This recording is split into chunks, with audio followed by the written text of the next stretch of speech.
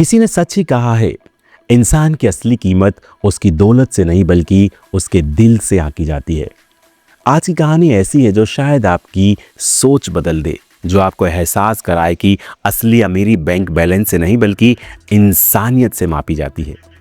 नमस्कार दोस्तों, मैं हूं विनोद साहू और आप देख रहे हैं गोल्ड ऑफ मोटिवेशन। अगर आपको हमारी कहानियां पसंद आती हैं तो सब्सक्राइब कीजिए और घंटी भी दबाइए ताकि ऐसी ही प्रेरणादायक कहानियां आप तक रेगुलर पहुंचती रहे। तो चलिए शुरू करते हैं आज की कहानी। ये कहानी एक छोटे से गांव की है। गांव के बाहर एक टूटी फूटी झोपड़ी में रामू काका रहते थे। उम्र लगभग 60 साल, चेहरे पर झुर्रियां मगर दिल बहुत बड़ा। वो गांव में मजदूरी करते, दिन भर मेहनत करते और जो भी कमाते उससे अपना और अपनी बीमार पत्नी का पेट भरते।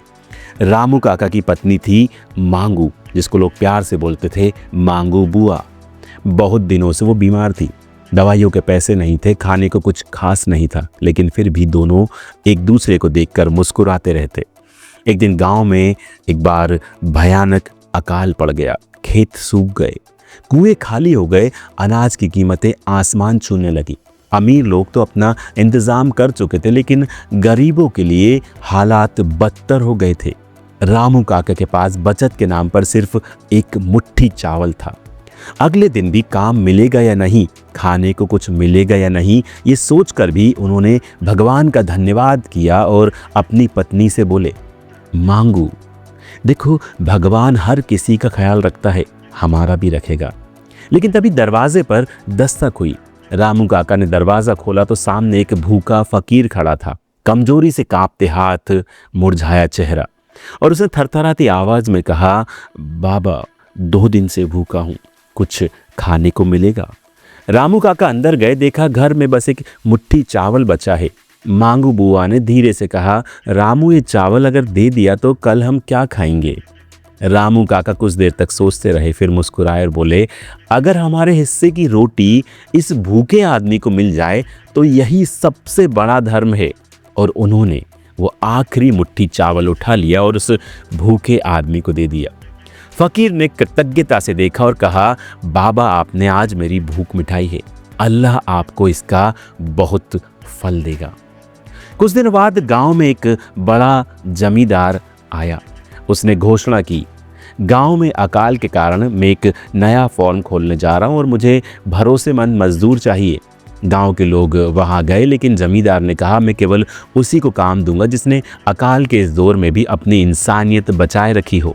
गांव वालों ने रामू काका की कहानी सुनी थी। सभी ने एक स्वर में कहा, साहब, अगर कोई सबसे ज्यादा भरोसेमंद है तो वो है रामू काका। इन्होंने अपनी आखिरी मुट्ठी चावल एक भूखे को दे दी थी।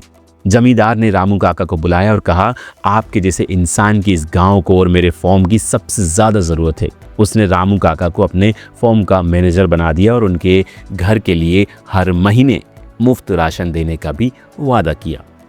रामू काका की आंखों में आंसू थे। मांगू बुआ ने हाथ जोड़कर भगवान को धन्यवाद दिया। दोस्तों, यही जिंदगी है।